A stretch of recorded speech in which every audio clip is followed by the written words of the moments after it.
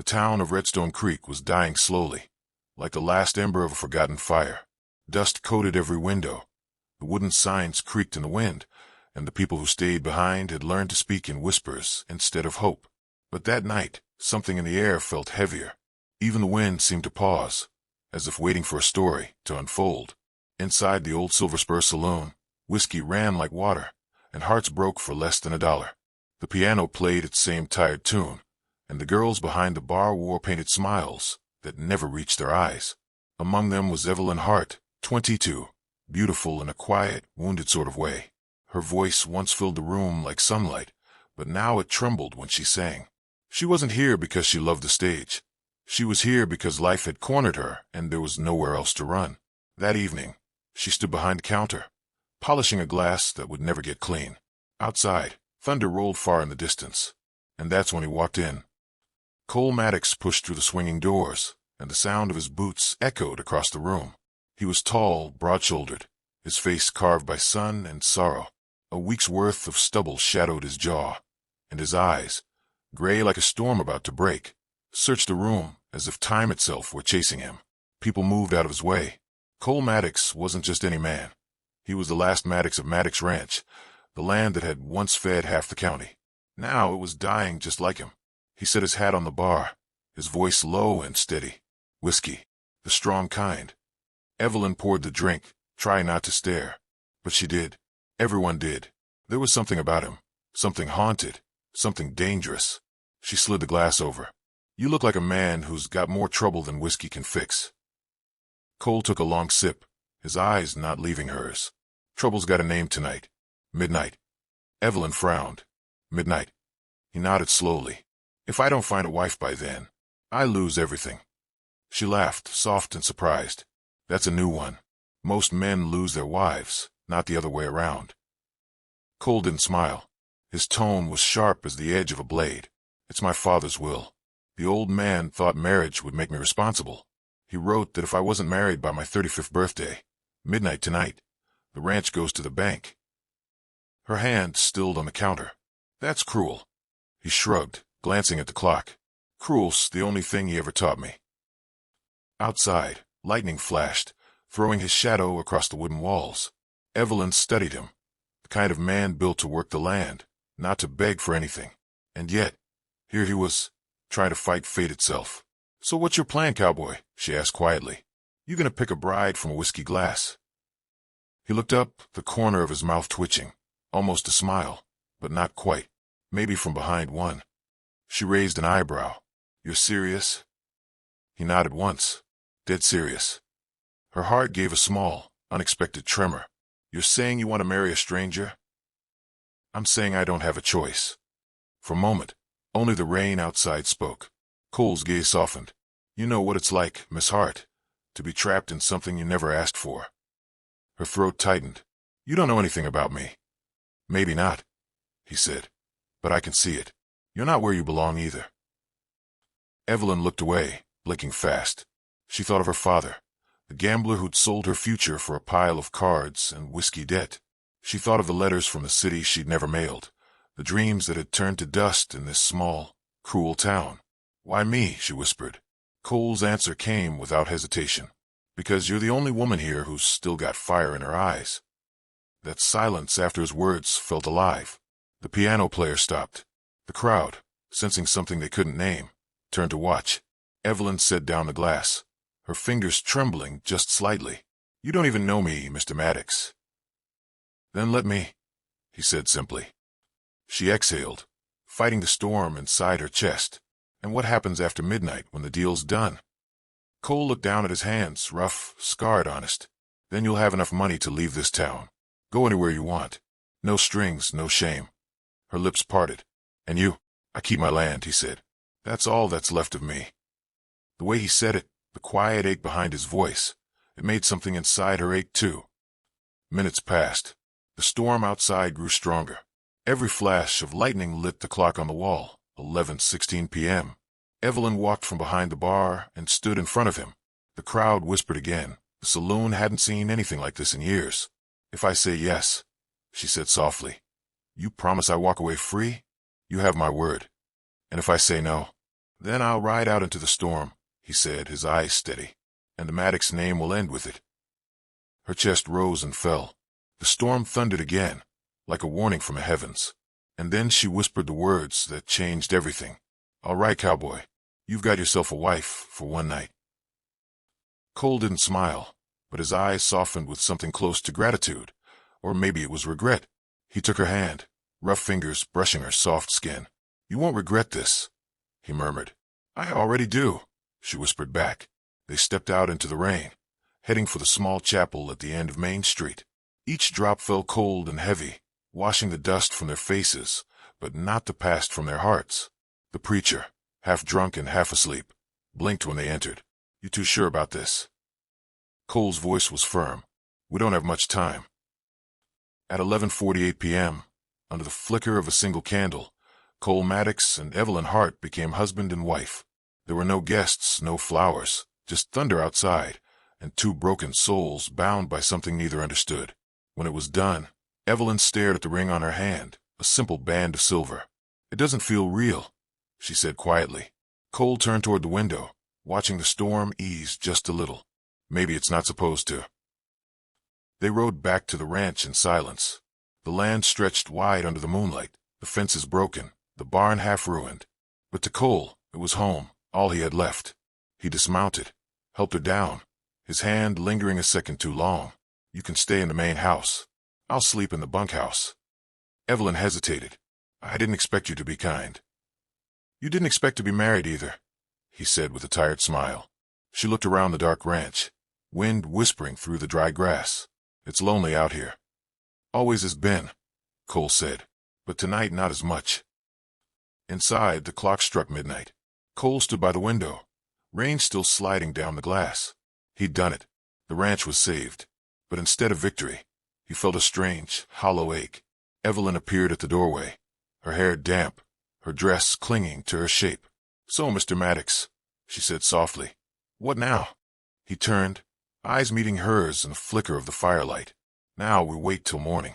Then you can go. She nodded, but her eyes lingered on him. The man she had married not out of love, but something far deeper mercy. As she walked away, Cole whispered to the quiet air. Maybe my father was right. Maybe a man can't live alone forever. Outside, the storm faded, leaving the scent of wet earth and something new, something that felt dangerously close to hope. The sun rose slowly over the wide plains of Maddox Ranch, spreading light across miles of golden grass and forgotten fences. For the first time in years, the old land looked alive again, as if it, too, had survived the storm. Inside the main house, the fire had burned low. Evelyn woke to silence, no music, no chatter, just the low hum of wind against the windows. She looked down at the silver ring, still resting on her finger. It gleamed softly in the morning light. For a moment, she thought of taking it off, but she didn't. It's only until noon, she whispered to herself. Then I'll leave. She brushed her hair aside, smoothed her wrinkled blue dress, and stepped out into the open yard. Cole was already there, sleeves rolled, boots muddy, eyes fixed on the horizon. He was working, even though the land seemed too far gone to save. Morning, Evelyn said softly. He turned, tipping his hat. You didn't have to wake so early. Couldn't sleep, she admitted. Wasn't used to so much quiet. Cole smiled faintly. Quiet's all this place has left. They stood in silence for a while, two strangers tied together by a paper promise and an empty sky. After a long pause, she asked, So what happens now? You got your ranch. I suppose I should go back to town. Cole stopped working, resting his hands on the fence. If that's what you want. It's what we agreed. He nodded slowly, but his eyes told another story. A quiet ache, something unsaid. There's a horse saddled for you. Money's in the pouch. You can go anywhere you want, Miss Hart. She looked at him sharply. Miss Hart. He looked away. You're not exactly Mrs. Maddox, are you? Not in the way that counts. Something in her chest stung. She wanted to be angry, but his voice wasn't cruel, just tired, honest. You really don't believe in love, do you, Cole? He gave a short laugh. Love doesn't put food on the table. Never did. Never will. She turned away, hiding the shimmer in her eyes. You sound like a man who's been burned before. More than once. And yet, she said softly, you still came looking for a wife. He looked at her then, really looked. I wasn't looking for love, Evelyn. I was looking for time. Maybe I thought if I saved the ranch, I'd save a part of myself too. Evelyn's heart twisted. And did you? Cole's silence was answer enough. Hours passed.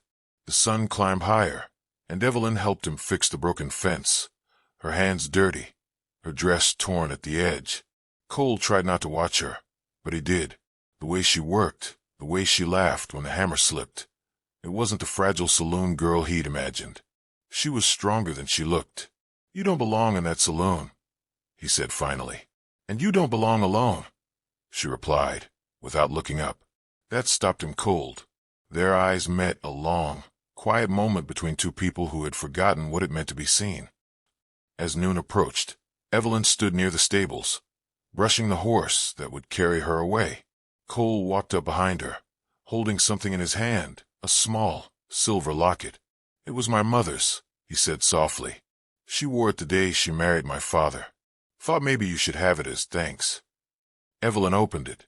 Inside was a tiny photograph, a younger Cole, smiling, holding a horse by the reins.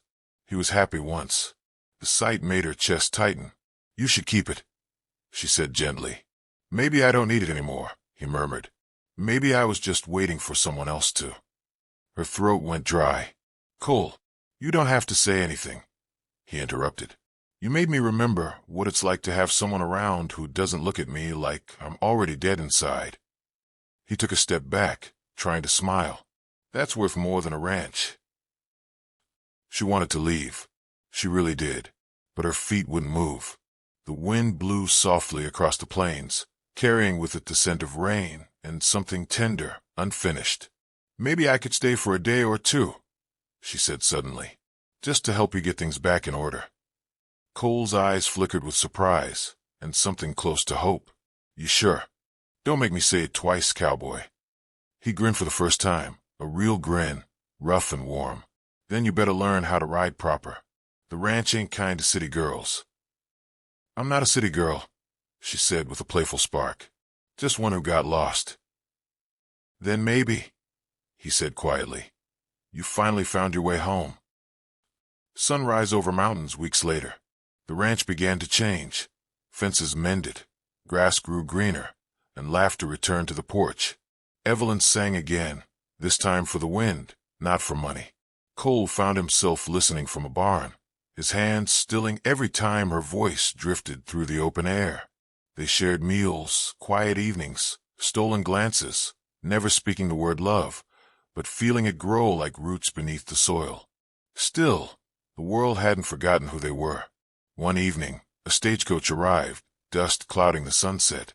A man stepped out, well-dressed, polished, with the look of someone who belonged in cities, not on dirt roads. Evelyn Hart, he called. You're wanted in Denver. A contract's waiting. You could sing for real crowds again. Money, fame, everything you dreamed of. Evelyn froze. The dream she'd once buried had come back to life. Cole stood beside her, silent.